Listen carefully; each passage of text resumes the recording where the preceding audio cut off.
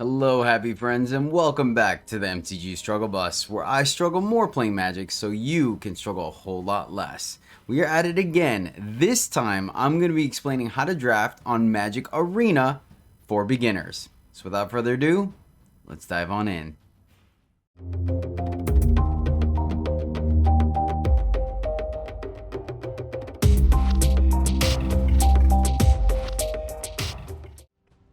Welcome back, friends. I want to start the video off by giving a shout out to the latest member riding the struggle bus, FC Groover.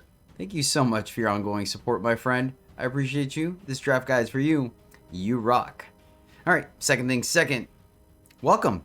I'm assuming if you're tuning into this video, you either want a little bit of help with drafting or you're interested in getting into it via Magic Arena. Let's start off by saying there are 3 different ways that you can draft on Arena, and we are going to go over the slowest one so I have the most time to explain it. That being said, I'm also going to try to generalize my reasoning behind picks and what we're trying to do so you can take these guidelines and apply them to multiple formats, not just the current draft format.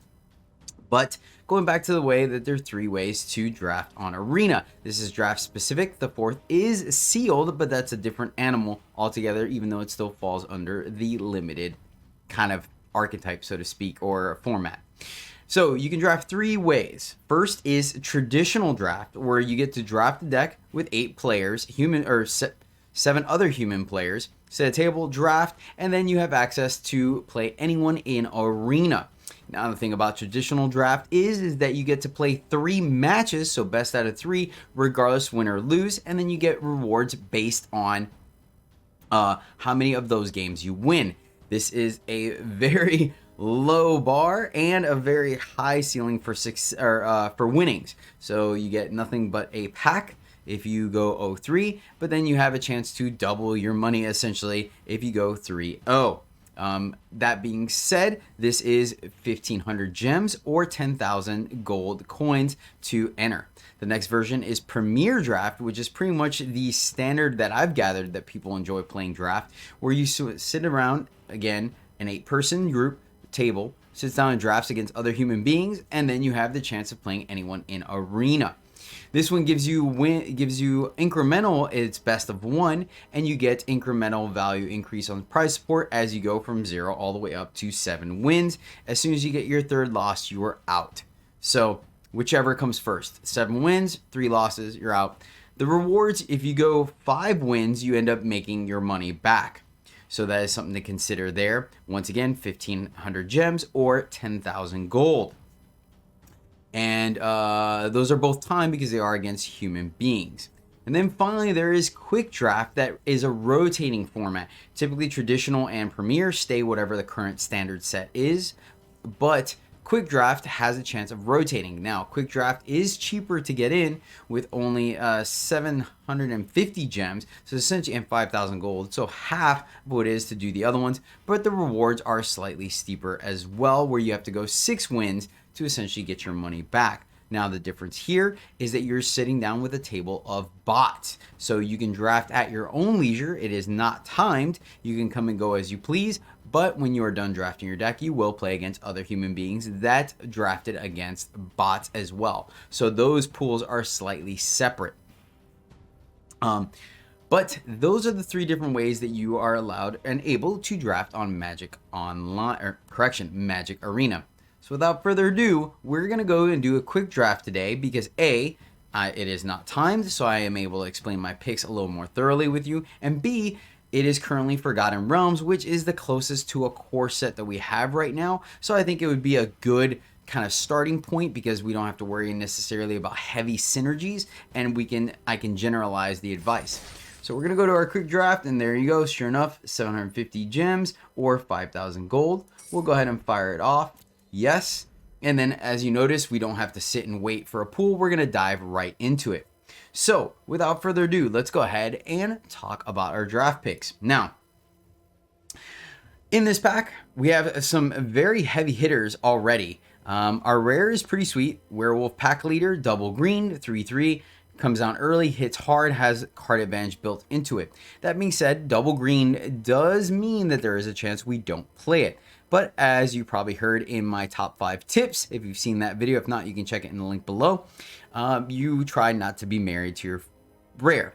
Another card that is very clear and cut powerful is Grim Bounty. This is because it's an unconditional removal spell. Yes, it is sorcery speed, but destroy target creature or planeswalker. Period. Done.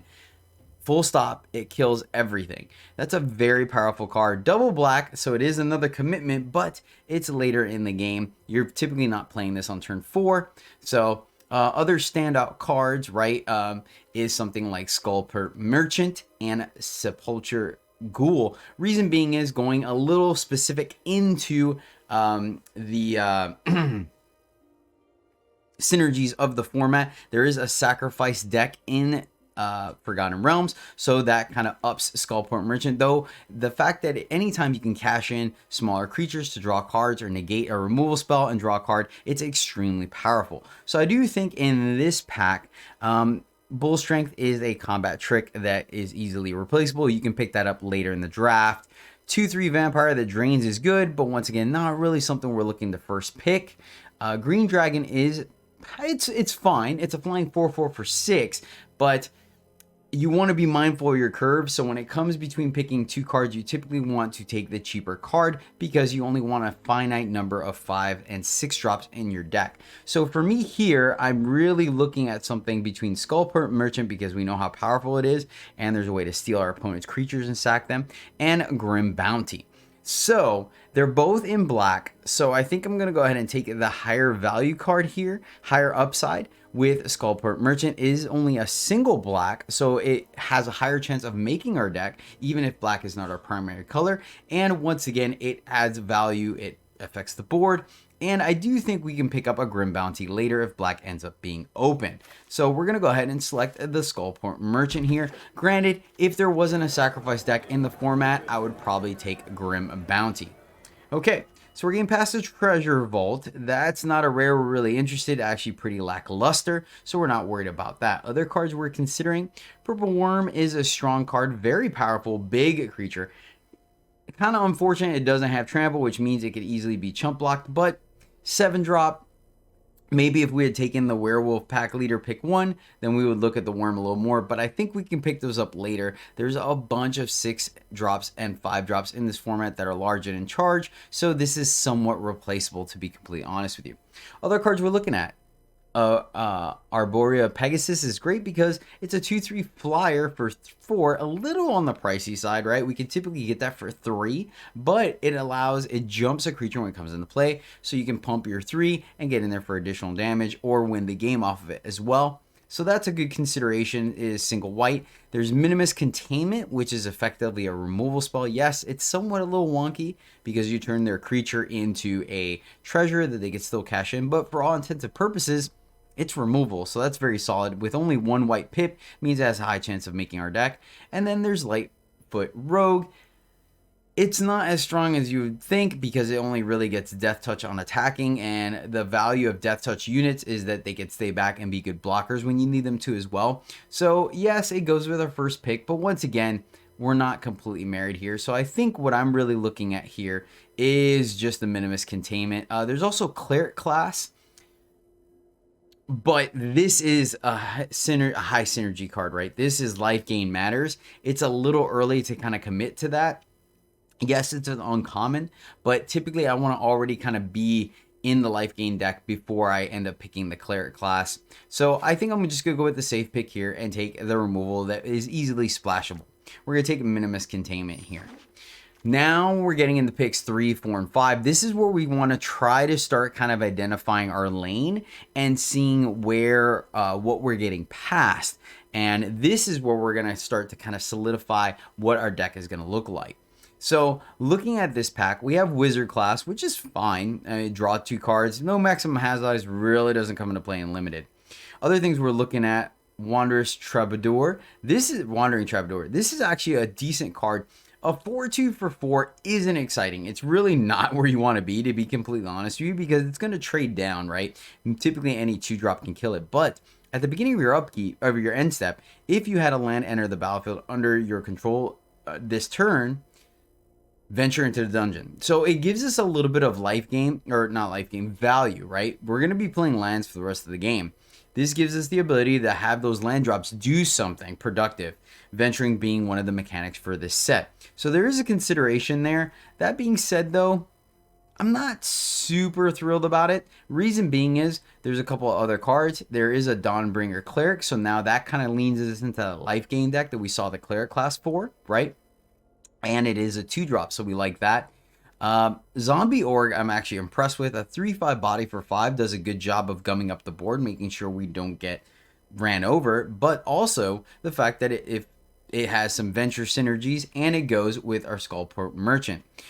Horde Robber, it's fine, replaceable as well, but there is, so now you're seeing this. Price of Loyalty is a gain control of target creature, a threat effect. We get to control their creature for a turn, and then we have to give it back to them. But if we have Skullport Merchant, we can steal their creature and sacrifice to the merchant to draw a card, so making Price of Loyalty effectively a removal spell.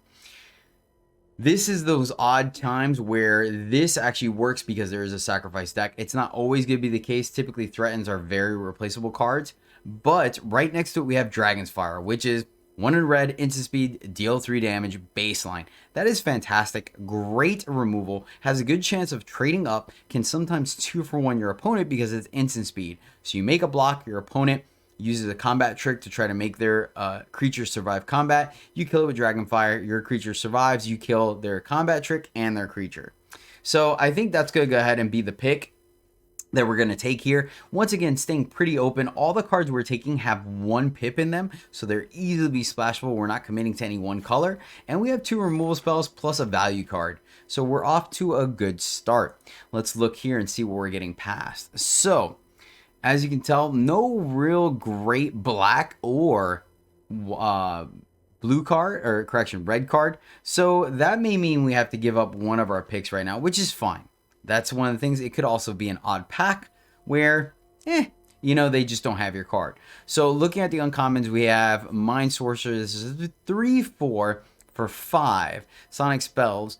When Aberrant Mind Sorcerer enters the battlefield, choose target instant or sorcery card in your graveyard, then roll a d20. You may put that card on top of your deck, or on the top of your deck, or return that card to your hand. So this is a 3/4 vanilla. Isn't very exciting, right, for 5 especially, but it does get an instant or sorcery back from our graveyard, which could get back a kill spell, something like Dragonfire, right? It doesn't get back Minimus Containment, so that is a consideration. There's also just straight up blues removal here in the form of Charmed Sleep, so that is a consideration. It taps a creature and keeps it tapped until you remove Charmed Sleep. There is some enchantment hate in the format as well.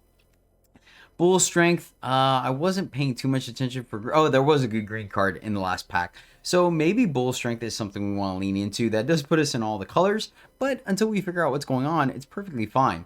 So I think we're going to continue down our removal train and take Charmed Sleep. I'm trying to think if that was a good green card. I'm a little hesitant. I think Mind Sorcerer is fine. I'm just a little hesitant. I think the 5 slot is highly contested, and so I'd rather get something that's a little more meaty, to be honest with you, because then what happens if you don't have an instant or sorcery in your graveyard that you want to get back when you have to play this guy, you feel very underwhelming. So I think it's between Charmed Sleep and Bull Strength. We could take the Robber, but I've been very unimpressed with 1/3s in this format. So let's go ahead and take the removal, even though we did pass 2 good green cards, right?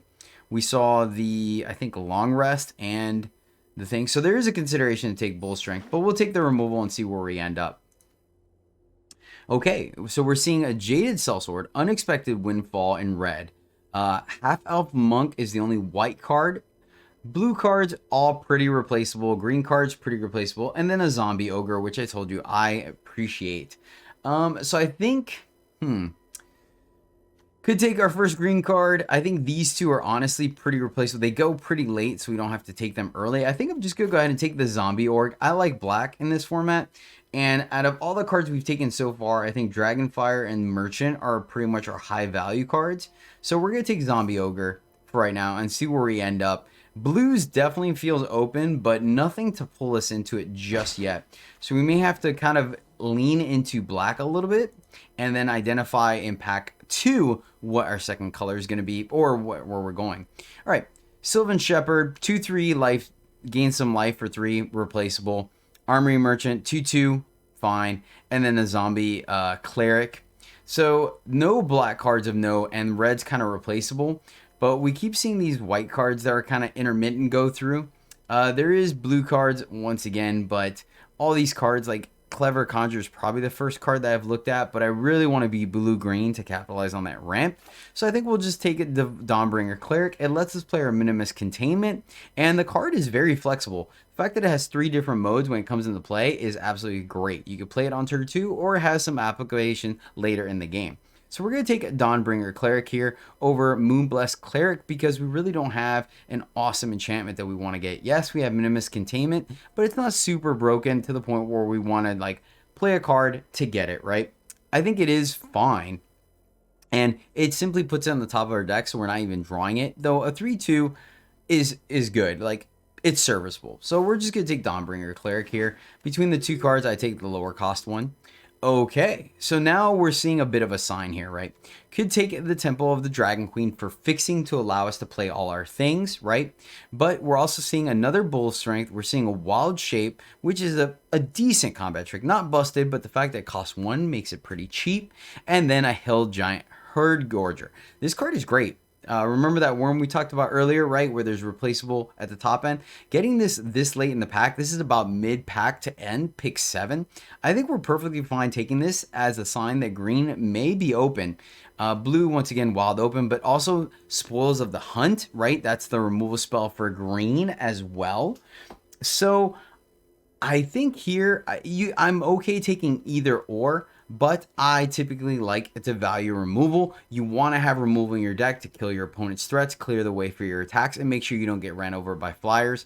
Once again, this thing can be replaced in this format. It is a good card, don't get me wrong. I think it's very powerful, but I also feel like we want 2 of these in our deck maybe, versus removal is contested. But this is double green versus single green. So we're going to go ahead and take Spoils of the Hunt. And now I'm actively going to be looking for green cards to solidify our second color here. Price of Loyalty, we're going to probably take here. There's Evolving Wilds as well. This pack has been all over the place, I will admit, which has been very interesting. So we're looking to solidify our position in pack 2. We haven't seen anything to pull us in one color minus green. Ranger's good. It gives you 2 bodies that are very effective for 1 card. That being said, I'd rather get Owlbears, and we haven't seen those.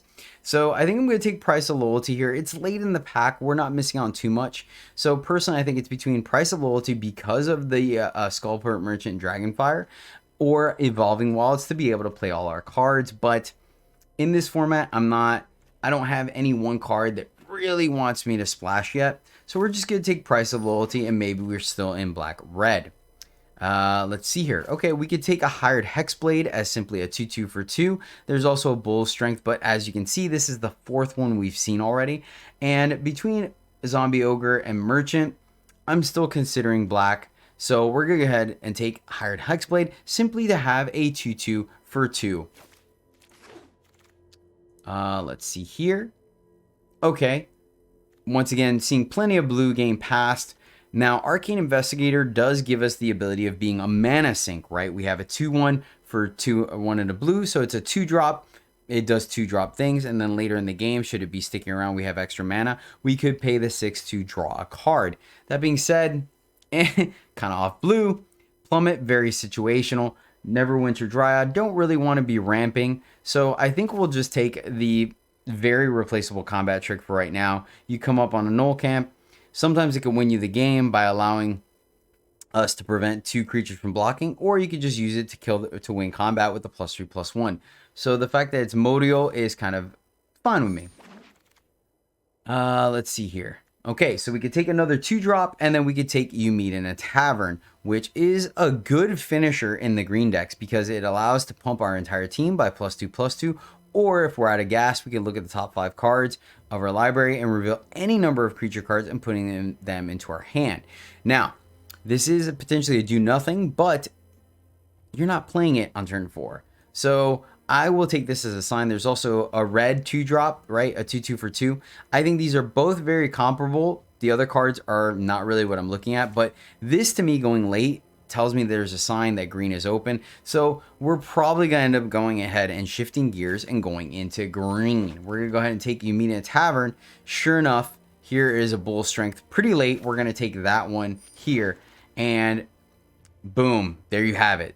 2/4 for 2 and a green is a great blocker, and it attacks on our turn as a 4/2. We've already got a combat trick and a spoils hunt to kind of make it even more effective.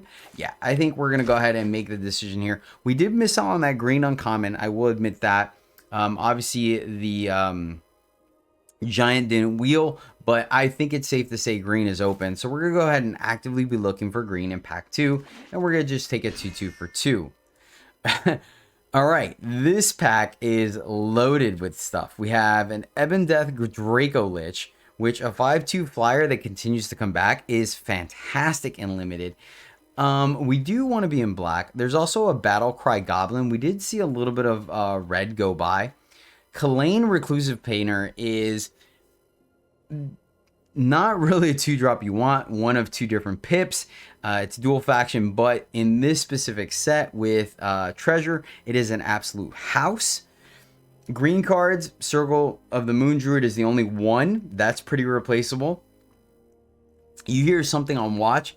A solid trick here. For 1 and a white, you get to do 5 damage to a target attacking creature, which is almost unconditional removal in this format. Very cheap, very good. And then creatures you control get a +1/+1 until end of turn. Sometimes it comes in, sometimes it's relevant, right? Deadly Dispute, another sack effect. Hoarding Ogre has some treasure synergy. We have Plundering Barbarian, that is Moldio. It can destroy opposing equipment, or it gives you treasure, so that's some value there. But I think it gets won out by Battlecry Goblin when it comes to that. It comes down a turn sooner.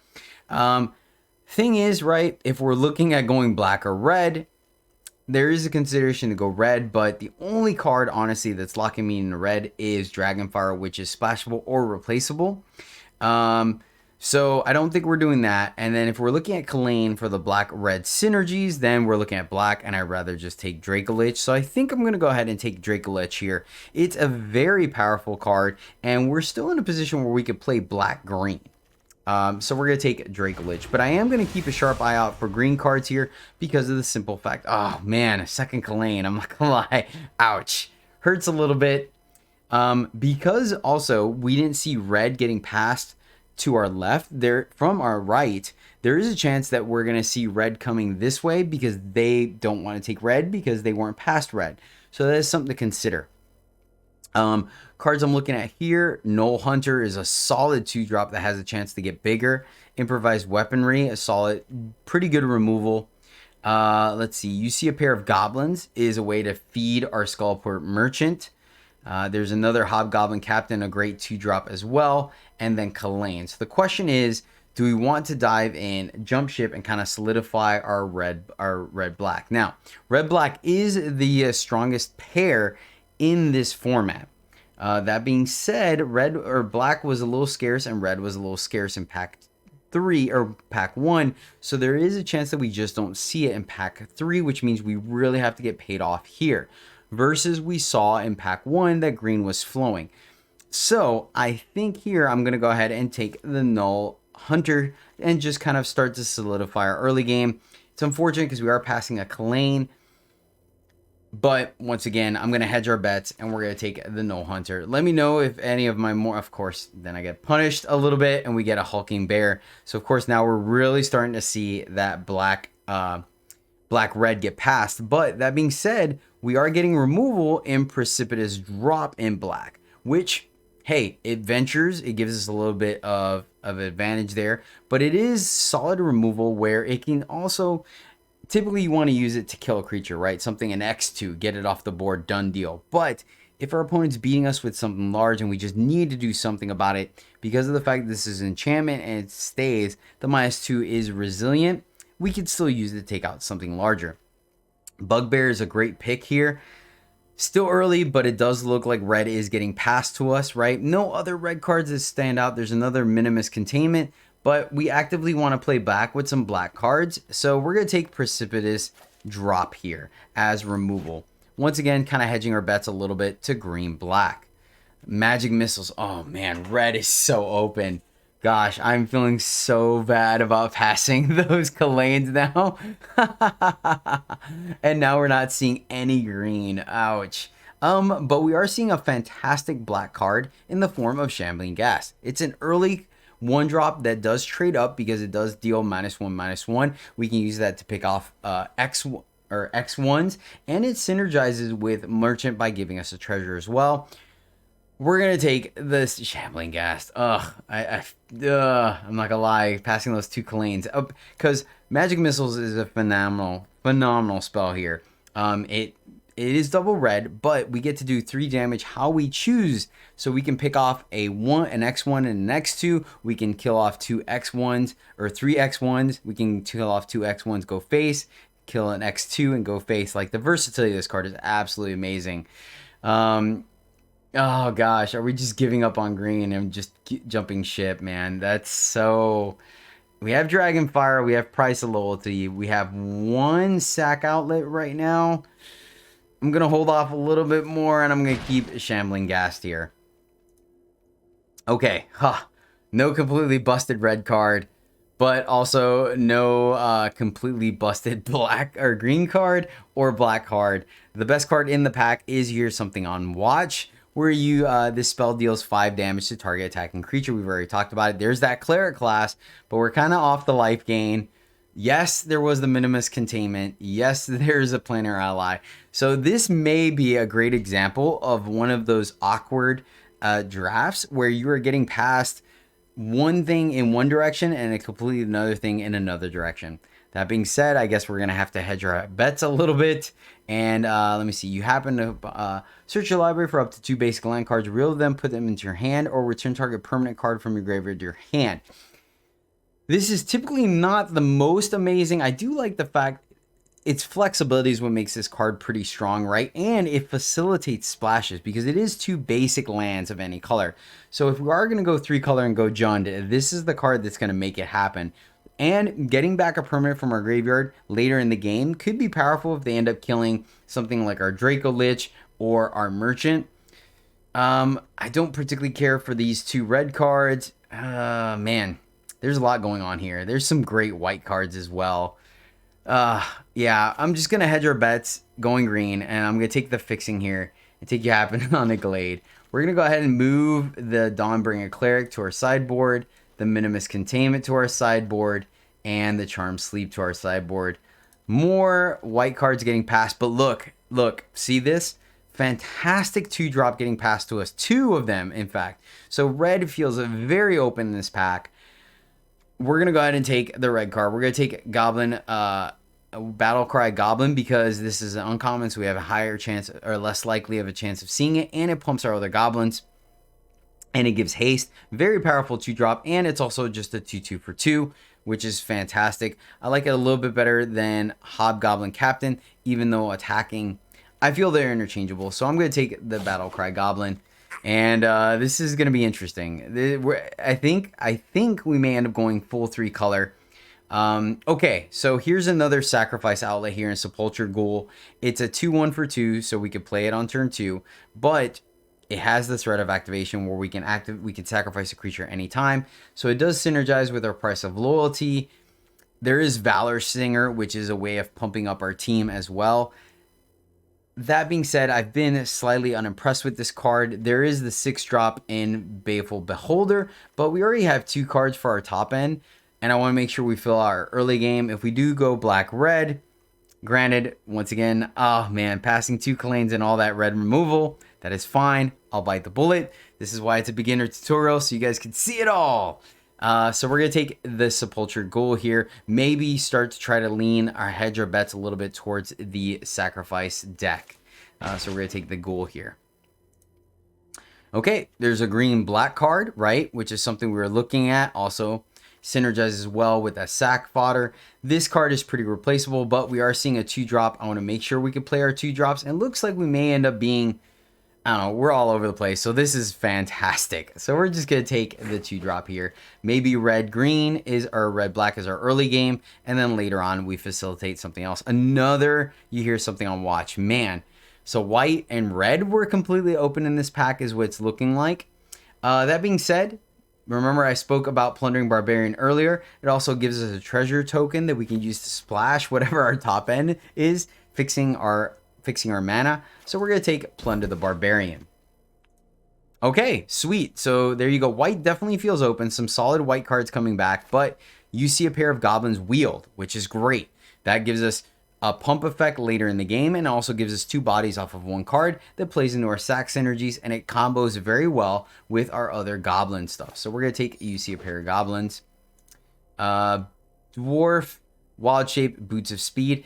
If we were more solidified in our deck, I would take Boots of Speed to be able to push damage and whatnot, and Haste is a great effect. That being said, though, right now we're kind of a little all over the place, so we're going to take Brazen Dwarf. Hindsight 2020, I should have been more solidified and in black-red right now, to be completely honest with you, but we will hedge our bets and take a 2-drop. Hey, there we go. Cool. Another combat trick in red. We will take it. 2-drop. Not looking to play these guys, honestly. So right now, we're over our playables right now. White's going to go straight to the sideboard. So now, pack 3 is really what's going to lock us in to what we're doing. So a lot going on in this pack, honestly. So we see another cleric class and the Priest of Ancient Lore. But once again, we are no longer the life game. We've never been in that deck. We can pass that, no issues.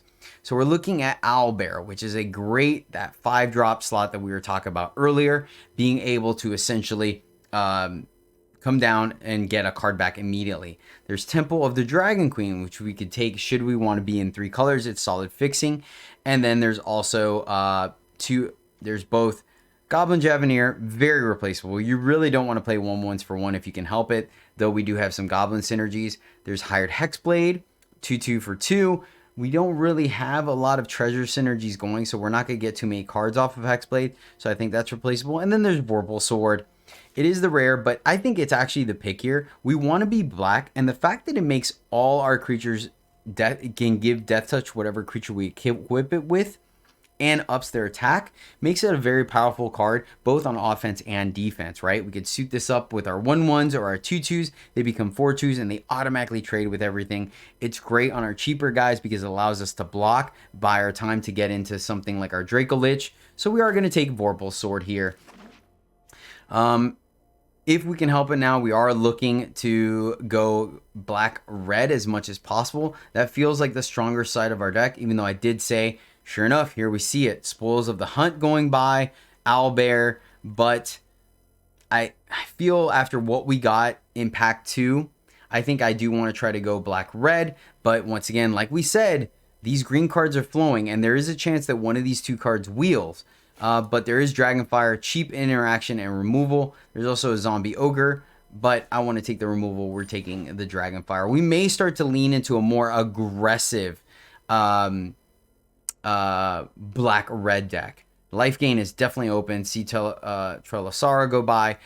Underdark Basilisk is a great 2-drop. It's a 1/2 that has Death Touch, which means it gums up the board very much for our opponent. And the fact that it has that second point of toughness makes it a lot more resilient than our typically 1/1 Death Touch that we see. So that's a great pick as well. But I'm going to be completely transparent. Bard class is a great rare. I don't have a full play set of them. It doesn't work for our deck. We have no legendaries, but I'm going to take it here because I need it for my collection. So there you have it. Let's see what we get past. All right. Solid 2-drop in green, Devour and Skeletons. Man, we really don't have the fixing, and like I said, as you can tell, it looks like, let me see, let me go ahead and adjust some things, and we're going to take advantage of the fact that we are on a digital platform, so we're able to kind of manipulate our deck here and see what we're really looking at. So Dragonfires are removal, we'll bump them up, they're not really on our curve. These are combat tricks, we'll bump this up, and then Bull Strength, combat trick, All right, let's see. Drop is removal. Kind of looking at our creature spread to really look what we got going on. You see a pair of goblins. I'm typically going to activate it as playing 2 goblins, so we'll keep it here on our creature. Spoil Hunt and Glade. So effectively, we wanted to go 3 color. We wanted you happen on a Glade to be our kind of fixer. We would want to be primarily green, which means here we would want to take the Null Hunter, right? That being said, it kind of negates some of our earlier plays, which is pretty awkward. That also being said, we know that we're getting past green in this pack, and red and black was kind of iffy, right? I don't think we're going to be playing You Meet in a Tavern, right? We could, man, because of the early 2 drops that we got here, we really would have to capitalize on taking 2 drops early with green. And maybe that is the pick. Maybe we just kind of go red-green in this deck and splash like a late game black, maybe. It's tough, but you know what? I think I am. We know we're going to get past green. I think we just kind of have to solidify that. Some good reds coming. We got some good red out of pack 2. So I think here, instead of taking the Clattering Skeletons, we're going to go ahead and take the Null Hunter. And we're going to take the 2 drop and kind of maybe look like our early game is going to end up being a black green. And then we get past like Price of Loyalty as well as Fireball, right? Which is great removal, which is something that we're kind of lacking right now, is top end removal. Rangers, fine. Man, but you know, I don't mind the double red here in Fireball because of the fact that it is something that we play on turn 5 or 6, right? There's a Price of Loyalty, right, with 2 sack effects. But I think I want to take just this clean removal spell over the situational removal spell, because it's only a removal spell if we have our merchant or our ghoul in play. So we're going to take the Fireball here over the ogre. Let's see here. Green 3 drop, right? 5 drop in black, and then a red 2 drop. Not exciting about these picks. I think we're going to move You Meet a Tavern out into the sideboard. I don't really want to play double green at this point. We're looking pretty firmly in 3 color, and I'm not thrilled about that. I don't particularly care. I think Baleful Beholder's fine. That being said, I'm hoping we can wheel one of those owlbears. Javelier is pretty replaceable, so I think it's between Herald of Hadar and Shepherd, and we're just gonna take the Shepherd, take the lower cost card, and see where we get. Okay, so there's a Hillgorger as well as a Barbarian. Barbarian is fixing as well. Lonesome Troll I haven't been very impressed with. So we could take the Beholder, right? And it kind of helps smooth out our top end because we're not taking any double green cards. We could also take the Barbarian to once again create fixing and take the Discipline play here. And you know what? As much as I like Herdgorger, I think we are going to take the Discipline play here and just take the Barbarian to make sure we can play all our cards. And the fact that it does give us a treasure, that means we could later on sack it to one of our sack outlets as fodder. We're going to take the Barbarian here. I think we just have to make the Discipline play. See, sure enough, there's another Gorger. There's also the green removal spell. Now, the green removal spells have kind of gone down a little bit in value because we don't have absolutely busted large creatures to allow them to fight. So I think here we're deciding between... Now, Bullet's actually a decent consideration because we can grow this with our sack effects, right? It just says that a creature died, not ours, but we can fuel that. So that is a consideration. Though I am a little worried about our top end, so we're going to take the Gorger here. Double green this late in the game, I think, is something we can facilitate. So we're going to take the Hillgorger here over the Bullet, though I think we can make use of it in our deck. There's no doubt about it. There is a Moon Druid, but once again, we're firmly 3 colors now, so we have to take the Discipline play. That's a late fixing for us. We're going to go ahead and take it because we really need the fixing.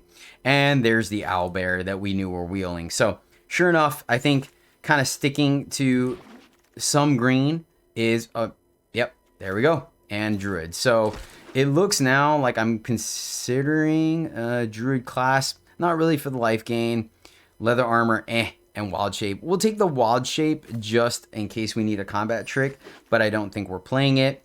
and there's a Ranger as well. So we were still right. Our earlier assessment that green was going to be open in pack 3 because it was open pack 1 was correct. So now the decision is, how bad do we want to play black? Black does have some powerful things for us, right? It has a rare that we can't really splash because of the fact that the equip cost is double black, all right? We have 2 sack outlets, which adds value to our price of loyalty, but we're not married to that. So I think we need to, we're probably going to end up cutting in the zombie. Because now we want to really look at this double black and see if it's a consideration. When you're 3 color, every double black or every double pip is a huge gamble on whether you're going to be able to play it on curve or not, or whether you're going to be able to play it at all. So I think the fact that we are looking to be 3 color to have enough playables, because I don't, let me see. I'll tell you what, let's go ahead and identify. If we take all the black out, do we have a deck? So let's do that. And I don't mind being a little more elaborate now that I have you guys here with me, because we have all the time in the world. So where is my, oh, that's right. We just take it out of the deck and draft. Sorry. So I'm going to go ahead and take all the black out of our deck and see if we have a decent Rakano deck or a Gruul deck. And if we do, that might actually be what we end up playing. There's still a consideration the splash, maybe Precipitous Drop or Skullport Merchant if we want to, because they are single black and things that we don't really need to play right away. But so we could have had some owlbears, but once again, I think it's fine. This is a great tutorial actually, because it didn't go super smooth, because not every draft is going to go smooth. Oh wow, this is a long tutorial. That goes to show you how much I've talked through everything. So excellent.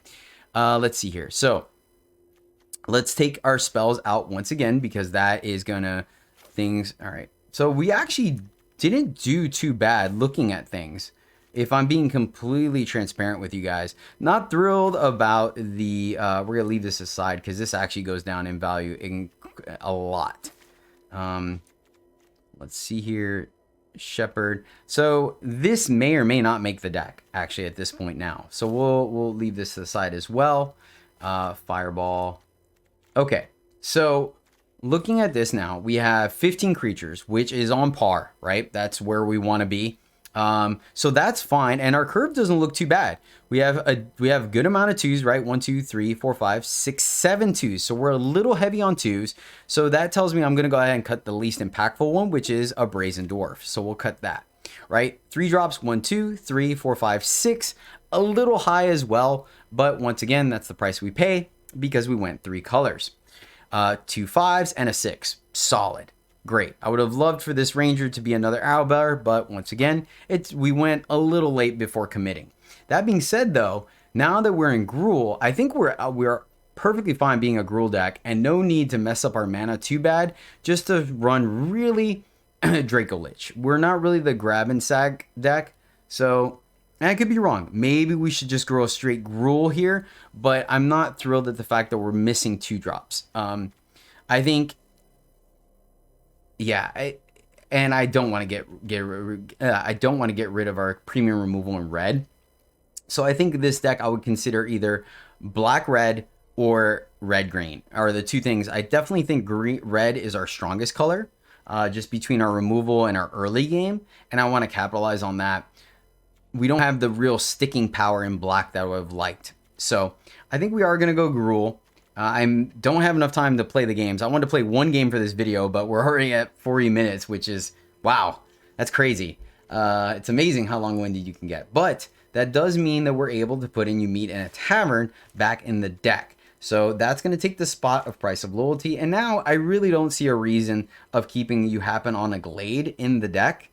Yes, we have some high-cost things, but really it's 2 5 drops and a 6 drop, which I think is perfectly fine in a limited deck. We will keep 17 lands, so we're going to cut the You Happen on a Glade and do a quick once over to make sure that we're not missing anything.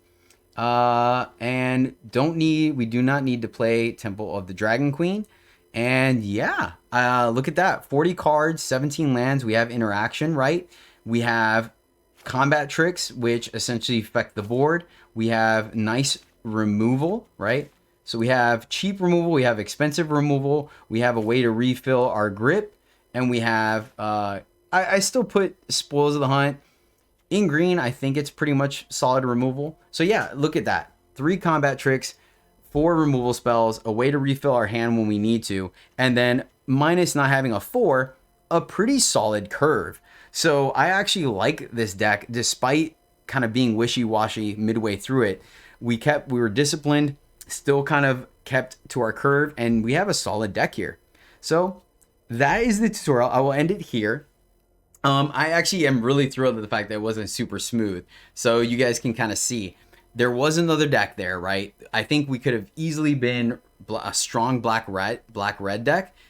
And if we were more aggressive or assertive about the life gain deck, I think we could have been there. But for beginners, I highly discourage you from going to those high synergy decks like the life gain deck, because in the draft, like for this, the life gain deck, it's very powerful if you get it, but if it doesn't come together, your deck is significantly underpowered.